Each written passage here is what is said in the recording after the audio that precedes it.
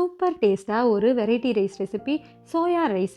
இது பண்ணுறது ரொம்ப ஈஸி, டேஸ்ட் அட்டகாசமாக இருக்கும். வாங்க எப்படி பண்ணுறதுன்னு பார்க்கலாம். அது பண்ணுறதுக்கு ஒரு பேனில் 3 டேபிள் ஸ்பூன் எண்ணெய், 1/2 டீஸ்பூன் நெய் சேர்த்துக்கோங்க. 1 டீஸ்பூன் கடுகு, சோம்பு சேர்த்துட்டு கொஞ்சமாக கருவேப்பிலை இதில் சேர்த்துருங்க.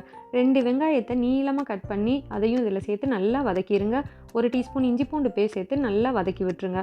வதங்கினதும் அதில் ஒரு தக்காளி, கொஞ்சமாக மஞ்சள் தூள், 1 டீஸ்பூன் மிளகாய் தூள், 1 டீஸ்பூன் காஷ்மீரி மிளகாய் தூள், 1/4 டீஸ்பூன் கரம் மசாலா சேர்த்துக்கோங்க. தேவையான அளவு உப்பு சேர்த்துட்டு நல்லா வதக்கிடுங்க. 1 கப் சோயாவை நான் 10 நிமிஷம் சுடுதண்ணியில் சோக் பண்ணிவிட்டு தண்ணியெல்லாம் பிழிஞ்சிட்டு இதில் சேர்த்துருக்கேன். கொஞ்சமாக கொத்தமல்லி அது கூட சேர்த்துட்டு நல்லா கலந்து விட்டுருங்க. மூடி போட்டு 3 நிமிஷம் இதை குக் பண்ணிக்கோங்க. சோயா மசாலா எல்லாம் வதங்கி வரட்டும். அதுக்கப்புறம் இதில் வேக வச்ச சாதத்தை சேர்த்துக்கோங்க. சேர்த்துட்டு எல்லாத்தையும் நல்லா கலந்து விட்டுருங்க. கடைசியாக இதில் கொஞ்சமாக பெப்பர் பவுடர் சேர்த்துட்டு ஸ்டவ் ஆஃப் பண்ணிடுங்க. அவ்வளோதான், கமன்னு சோயா ரைஸ் ரெடி. இதில் நெய் சேர்த்துருக்கறனால நல்ல மணமாக இருக்கும். லஞ்ச் பாக்ஸ்க்கு இது கூட சைட் டிஷ்ஷாக முட்டையும் அப்பளமும் வச்சு விட்டிங்கன்னா லஞ்ச் பாக்ஸ் காலியாகி வரும். கண்டிப்பாக ட்ரை பண்ணி பாருங்கள். Happy cooking, happy plate.